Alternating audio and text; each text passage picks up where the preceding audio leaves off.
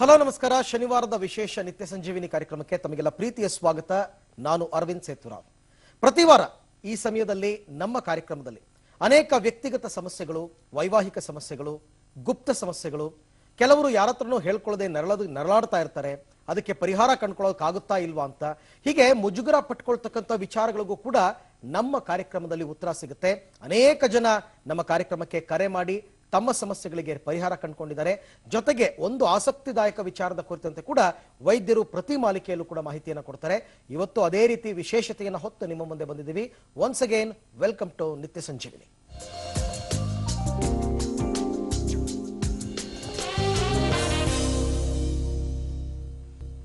ವೀಕ್ಷಕರೇ, ಎಂದಿನಂತೆ ನಮ್ಮ ಕಾರ್ಯಕ್ರಮದಲ್ಲಿ ಅಂತಾರಾಷ್ಟ್ರೀಯ ಖ್ಯಾತಿಯ ಗರ್ಭಧಾರಣ ತಜ್ಞರಾದಂತಹ ಡಾಕ್ಟರ್ ಸಿ ಶರತ್ ಕುಮಾರ್ ಅವರಿದ್ದಾರೆ. ಕಾರ್ಯಕ್ರಮಕ್ಕೆ ಅವರನ್ನ ಸ್ವಾಗತ ಮಾಡ್ತಾ ಇದ್ದೀನಿ. ಡಾಕ್ಟರ್ ನಮಸ್ಕಾರ. ನಮಸ್ಕಾರ ಅರವಿಂದ್. ನಿತ್ಯ ಸಂಜೀವಿನಿ ಕಾರ್ಯಕ್ರಮದ ಎಲ್ಲ ವೀಕ್ಷಕರಿಗೂ ನಮಸ್ಕಾರಗಳು. ಡಾಕ್ಟರ್, ಸಾಮಾನ್ಯ ನಾವು ಒಂದು ಪತ್ರವನ್ನ ಪ್ರತಿ ವಾರ ಎತ್ಕೊಳ್ತೀವಿ. ಇಲ್ಲೊಬ್ರು ಪತ್ರ ಬರೆದಿದ್ದಾರೆ. ಒಬ್ಬ ಯುವಕ, 21-22 ವರ್ಷದ ಯುವಕ. ಈತ ಡಾಕ್ಟರ್ ಹತ್ರ ಹೋದಾಗ ಕೆಲವು ಪರೀಕ್ಷೆಗಳನ್ನ ಮಾಡಿದಾಗ ನಿನಗೆ ಕ್ಲೈನ್ ಫಿಲ್ಟರ್ ಸಿಂಡ್ರೋಮ್ ಇದೆ ಅಂತ ಹೇಳಿದ್ದಾರೆ. ಈ ಹುಡುಗ ತುಂಬಾ ಗಾಬರಿ ಆಗ್ಬಿಟ್ಟಿದ್ದಾನೆ. ತುಂಬಾ ವಿವರ ಗೊತ್ತಿಲ್ಲ ಹಂಗಂದ್ರೆ ಏನು ಅಂತ. ಸೊ ಹಾಗಾಗಿ ಪತ್ರವನ್ನ ಬರೆದಿದ್ದಾನೆ.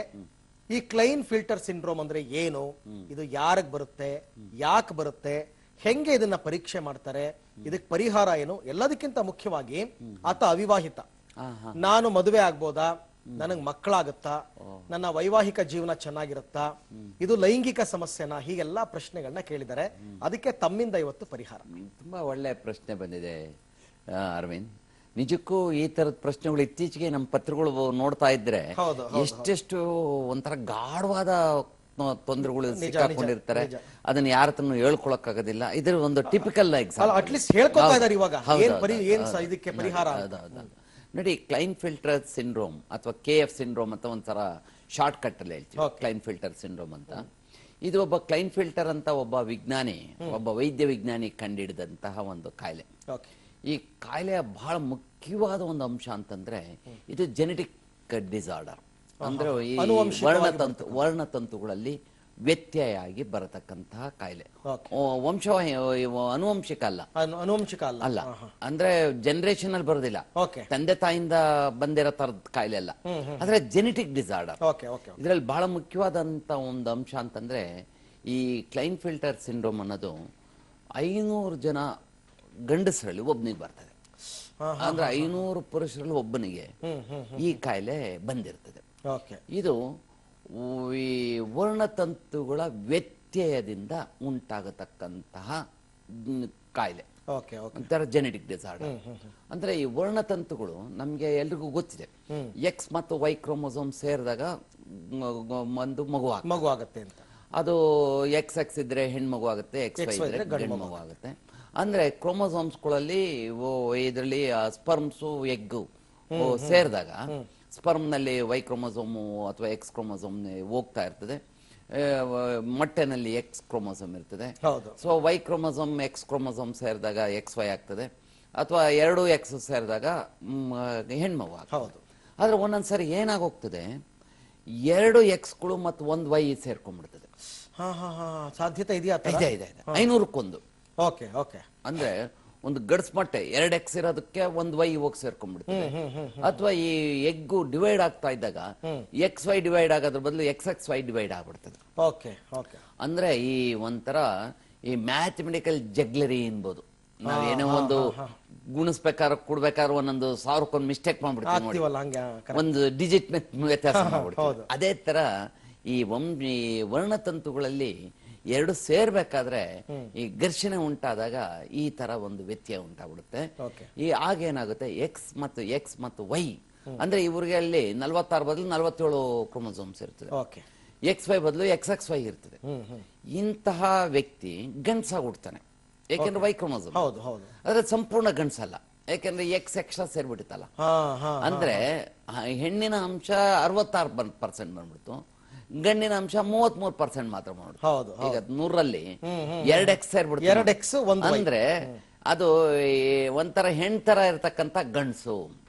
ಒಂಥರ ಹೆಣ್ಣಿಗ ಅಂತಾರಲ್ಲ, ಗಂಡಸೆ, ಆದ್ರೆ ಸ್ವಲ್ಪ ಹೆಣ್ಣಿನ ಅಂಶ ಇರ್ತದೆ. ಇವರಲ್ಲಿ ನಾವು ವರ್ಣತಂತುಗಳನ್ನ ಪರೀಕ್ಷೆ ಮಾಡಿದಾಗ, ಅಂದ್ರೆ ಜೆನೆಟಿಕ್ ಟೆಸ್ಟ್ ಮಾಡಿದಾಗ, ಕ್ಯಾರಿಯೋಟೈಪ್ ಮಾಡಿದಾಗ XXY ಕಾಣಿಸ್ತದೆ. ಆತನ ವ್ಯಕ್ತಿ ಕೇಳಿದಾರೆ ನೋಡಿ ಏನೇನು ತೊಂದರೆಗಳು ಉಂಟಾಗುತ್ತೆ.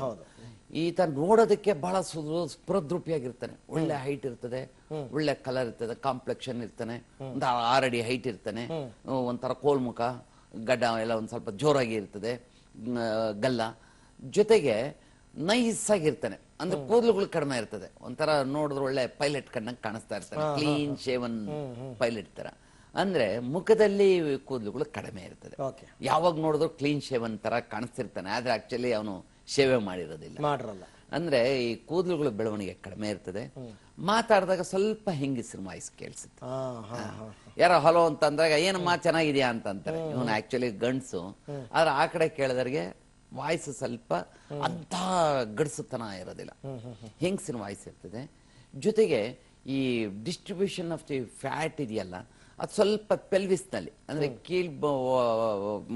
ಕೆಳಭಾಗದಲ್ಲಿ ಒಂದ್ ಸ್ವಲ್ಪ ದಪ್ಪ ಇರ್ತಾನೆ. ಅಂದ್ರೆ ಹಿಂದ್ಲಿಂದ ನೋಡಿದ್ರೆ ಒಂದ್ ಸ್ವಲ್ಪ ಏನೋ ಹುಡುಗಿ ಹೋಗ್ತಾ ಇರಂಗೆ ಕಾಣಿಸುತ್ತೆ. ಹೈಟ್ ಇರ್ತಾನೆ, ಬಟ್ ಡಿಸ್ಪ್ರಪೋರ್ಷನೇಟ್ ಫ್ಯಾಟ್ ಇರ್ತದೆ, ಸ್ವಲ್ಪ ಹೆಣ್ಣಿನ ಅಂಶಗಳು ಕಂಡು ಬರ್ತವೆ.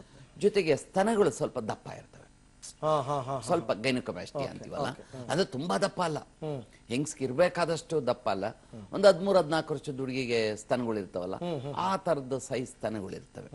ಅಂದ್ರೆ ಹೆಂಗಸಿಗೆ ಇರ್ಬೇಕಾದಂತ ಕೆಲವಾರು ಅಂಶಗಳು ಇರ್ತವೆ. ಮೊಟ್ಟ ಮೊದಲನೇದಾಗಿ ಏನಂತಂದ್ರೆ ಈತನಿಗೆ ಈ ಬೀಜಗಳು ಸಣ್ಣ ಇರ್ತವೆ, ಶಿಶ್ನ ಬೆಳವಣಿಗೆ ಆಗಿರುತ್ತೆ, ಆದ್ರೆ ಸಂಪೂರ್ಣ ಬೆಳವಣಿಗೆ ಆಗಿರಲ್ಲ. ಒಂದು 12-13 ವರ್ಷದ ಹುಡುಗನಿಗೆ ಇರತಕ್ಕಂತ ಶಿಶ್ನು 18-20 ಆದ್ರೂ ಅದೇ ಸೈಜ್ ಇರ್ತದೆ. ಅಂದ್ರೆ ಶಿಶ್ನು ಬೆಳವಣಿಗೆ ಕಡಿಮೆ ಇರ್ತದೆ, ಬೀಜಗಳಂತೂ ಸುಮ್ಮನೆ ಆವರೆ ಕಾಳು ಗಾತ್ರ ಇರ್ತವೆ. ನಾವು ಟೆಸ್ಟಿಕ್ಯುಲರ್ ಸ್ಕ್ಯಾನಿಂಗ್ ಮಾಡಿದಾಗ 3 to 5 cc ಬರ್ತವೆ. ಒಂದೊಂದು ಬೀಜ ಸಾಮಾನ್ಯವಾಗಿ ಒಂದು 12-18 cc ಇರಬೇಕು, ಆದ್ರೆ ಈ ಊರುಗಳಲ್ಲಿ 2-3 cc ಇರ್ತವೆ. ಬೀಜಗಳು ಇರ್ತವೆ, ಆದ್ರೆ ಸಣ್ಣ ಇರುತ್ತೆ. ಜೊತೆಗೆ ಹಾರ್ಮೋನ್ ಪರೀಕ್ಷೆ ಮಾಡಿದಾಗ ಟೆಸ್ಟೋಸ್ಟೆರಾನ್ ತುಂಬಾ ಕಮ್ಮಿ ಇರುತ್ತೆ. ನ್ಯಾಚುರಲಿ ಬೀಜಗಳು ಯಾವಾಗ ಸಣ್ಣ ಇರ್ತದೆ, ಅವಾಗ ಟೆಸ್ಟೋಸ್ಟೆರಾನ್ ಉತ್ಪಾದನೆ ಬಹಳ ಕಡಿಮೆ ಇರ್ತದೆ. ನಮ್ಗೆ ಏನೊಂದು ಅಟ್ಲೀಸ್ಟ್ ಒಂದು 2.6 ಇರಬೇಕು, ಬರೀ ಒಂದು 0.5 ಮೈಕ್ರೋ ಯೂನಿಟ್ಸ್ ಇರ್ತದೆ. ಜೊತೆಗೆ ಈಸ್ಟ್ರೋಜನ್ ಜಾಸ್ತಿ ಇರ್ತದೆ ಈ ಹೆಂಗಸಿಗೆ ಇರ್ಬೇಕು. 2x ಇದೆಯಲ್ಲ, XX ಆಯ್ತಲ್ಲ, XX ಬಂದ ತಕ್ಷಣ ಏನಾಗೋಯ್ತು, ಈಸ್ಟ್ರೋಜನ್ ಜಾಸ್ತಿ ಆಯ್ತು, ಟೆಸ್ಟೋಸ್ಟೆರಾನ್ ಕಡಿಮೆ ಆಯ್ತು, ಹೆಣ್ಣಿನ ಅಂಶಗಳು ಕಂಡು ಬರ್ತಾ ಇರ್ತದೆ. ಇಂಥವ್ರಿಗೆ ಈಗ ಅವರೊಂದು ಭಾರಿ ಒಳ್ಳೆ ಪ್ರಶ್ನೆ ಕೇಳಿದ್ರು ನೋಡಿ, ನಾನು ಮದ್ವೆ ಆಗ್ಬೋದಾ? ನಿಜಕ್ಕೂ ಬಹಳ ಅಪ್ರಿಶಿಯೇಟ್ ಮಾಡ್ಬೇಕಾದಂತ ಪ್ರಶ್ನೆ. ಆತನಿಗಾಗ್ಲೇ ಮನ್ಸಿಗೆ ನಾಟಿದೆ, ಮದ್ವೆ ಆದ್ರೆ ತೊಂದರೆ ಆಗುತ್ತಾ ಅಂತ. ಖಂಡಿತ ಈ ತರದ ವ್ಯಕ್ತಿಗಳು ಮದ್ವೆ ಆದಾಗ ಮೊಟ್ಟ ಮೊದಲನೇ ತೊಂದರೆ ಏನು ಆಗುತ್ತೆ ಅಂತಂದ್ರೆ, ಫಸ್ಟ್ ನೈಟ್ ಅಲ್ಲೇನೆ ಹುಡುಗಿಗೆ ಇದೇ ನೀವು ಒಳ್ಳೆ ಹುಡುಗಿ ತರ ಇದ್ದಾನೆ, ಹುಡುಗಿ ತರ ಬಿಹೇವ್ ಮಾಡ್ತಾನೆ ಅನ್ನೋ ಒಂದು ಸಂಶಯಗಳು ಬರೋ ಸಾಧ್ಯತೆ ಇದೆ. 1 ತಿಂಗಳು 2 ತಿಂಗಳಿಗೆ ಹೋಗಿ ಅವರ ತಂದೆ ತಾಯಿಗೆ ಕಂಪ್ಲೇಂಟ್ ಮಾಡೋ ಚಾನ್ಸ್ ಇದೆ. ಇವನು ಯಾಕೋ ಸರಿಯಾಗಿ ಬಿಹೇವ್ ಮಾಡ್ತಾ ಇಲ್ಲ, ಗಂಡಸಿನ ತರ ಸರಿಯಾಗಿ ಸಂಭೋಗ ಮಾಡ್ತಾ ಇಲ್ಲ, ಶಿಶ್ನು ಚಿಕ್ಕದಾಗಿದೆ, ಬೀಜಗಳು ಸಣ್ಣ ಇದೆ.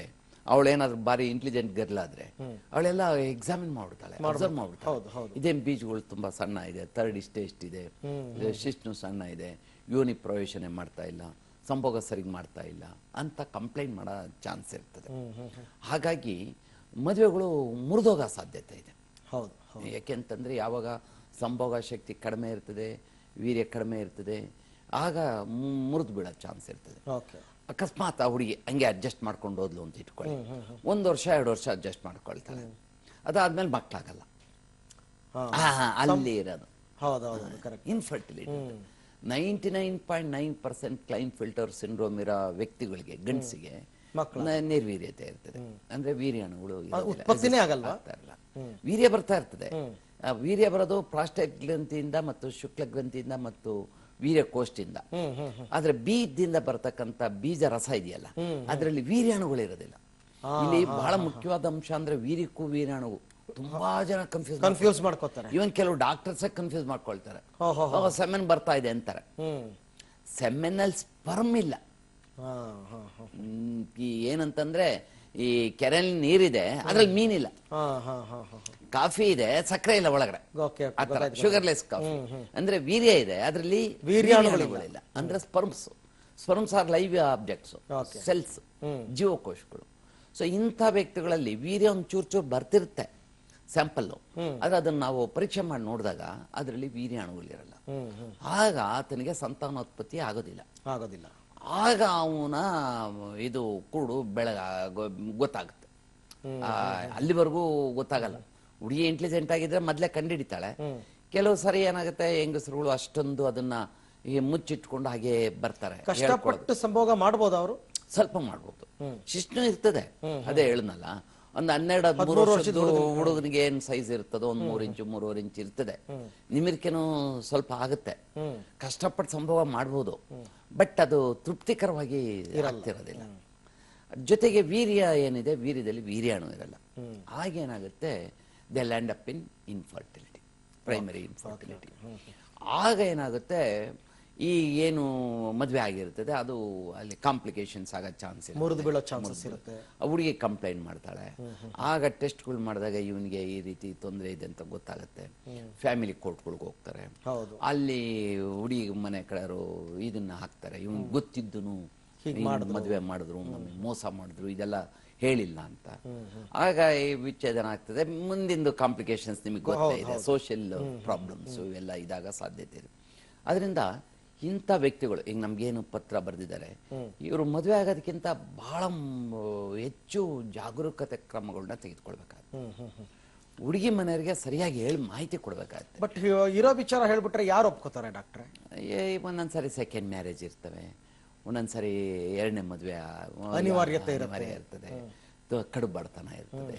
ಹೆಂಗೋ ಅಂತ ಸಾಗಾಕಿದ್ರು ಸಾಕು, ಅಯ್ಯೋ ಆಮೇಲೆ ಮಕ್ಕಳಾಗ್ಲಿದ್ರು ನೋಡ್ಕೊಳ್ಳೋಣ, ಆರ್ಟಿಫಿಷಿಯಲ್ ಇನ್ಸೆಮಿನೇಷನ್ ಮಾಡಿಸ್ಬೋದು ಅಂತ ಒಂದು ಇದಿರ್ತದೆ. ಈ ಬೇಕಾದಷ್ಟು ಕಾರಣ ಇರ್ತದೆ ಮದುವೆ ಮಾಡ್ಕೊಳ್ಳೋದಿಕ್ಕೆ. ಇದೊಂದೇ ಇದು ಅಂತಾನೆ ಇಲ್ಲ, ಎಕನಾಮಿಕಲ್ ಇದಿರ್ತದೆ. ಹುಡುಗಿಗೂ ಏನೋ ಒಂದು ನ್ಯೂನತೆ ಇರ್ಬೋದು, ಆಕೆಗೂ ಏನೋ ಯಾವ್ದೋ ದೊಡ್ಡ ಕಾಯಿಲೆ ಇರ್ಬೋದು, ಆಕೆಗೂ ಇನ್ಫರ್ಟಿಲಿಟಿ ಕಣ್ಣೇ ಇಲ್ಲದೆ ಇರ್ಬೋದು, ಕಾಲೇ ಇಲ್ಲದೆ ಇರ್ಬೋದು, ಒಂಥರ ಕುಡಿ ಸಿಕ್ತಂಗ ಆಗುತ್ತೆ. ನಿಜ, ಕರೆಕ್ಟ್. ಆದ್ರೆ ಬಟ್ ಹೇಳ್ಬಿಡ್ಬೇಕಾಗತ್ತೆ. ವಿಚಾರ ತಿಳಿಸಿದ್ಮೇಲೆ ಏನಾಗುತ್ತೆ, ಅವಾಗ ಅವ್ರಿಗೆ ಇಷ್ಟ ಇದ್ರೆ ಆಗ್ತಾರೆ. ಹೌದಾ, ಆಯ್ತು, ಆಗಿದ್ದಾಯ್ತು, ಹೆಂಗೋ ಅತ್ತ ಒಂದು ಗಂಡು ಒಂದು ಹೆಣ್ಣು ಅಂತ ನಿಲ್ಸಿದ್ರೆ ಆಯ್ತು ಅಂದ್ಬಿಟ್ಟು ಮದ್ವೆ ಆದ್ಮೇಲೆ ಆರ್ಟಿಫಿಷಿಯಲ್ ಈಗೇನ್ ಬೇಕಾದಷ್ಟು ಮೆಥಡ್ಸ್ ಇದೆ. ಮಕ್ಳು ಮಾಡ್ಕೊಳಕ್ಕೇನು ಸಂಭೋಗ ಕ್ರಿಯೆನೆ ಮಾಡ್ಬೇಕು ಅಂತ ಏನಿಲ್ಲ. ಡೋನರ್ ಸ್ಪರ್ಮ್ಸ್ ಇಂಜೆಕ್ಟ್ ಮಾಡ್ಬೋದು. ಹಾಗೂ ಬೇಕು ಅಂತಂದ್ರೆ ಈತಂದೆ ಬೀಜ ಏನಾದ್ರು ಸ್ವಲ್ಪನಾದ್ರೂ ಇದ್ರೆ ಆ ಬೀಜದ ಅಂಶ ತೆಗೆದು ಟೆಸ್ಟಿಕ್ಯುಲರ್ ಎಕ್ಸ್ಟ್ರಾಕ್ಷನ್ ಅಂತ ಅಂತೀವಿ. ಅದ್ರಲ್ಲಿರತಕ್ಕಂಥ ಜೀವಕೋಶನ ಸ್ಪರ್ಮಲ್ಲ, ಅದ್ರಲ್ಲಿ ನ್ಯೂಕ್ಲಿಯರ್ ಮೆಟೀರಿಯಲ್ ನ ತೆಗೆದುಕೊಂಡು ಮಾಡ್ಬೋದು. ಇಕ್ಸ್ ಇಂತ ಇಂಟ್ರಾಸೈಟೋಪ್ಲಾಸ್ಮಿಕ್ ಸ್ಪರ್ಮ್ ಇಂಜೆಕ್ಷನ್ ಅಂತ ತುಂಬಾ ಕಾಸ್ಟ್ಲಿ ಆಗುತ್ತೆ, ಬಟ್ ಟ್ರೈ ಮಾಡ್ಬೋದು.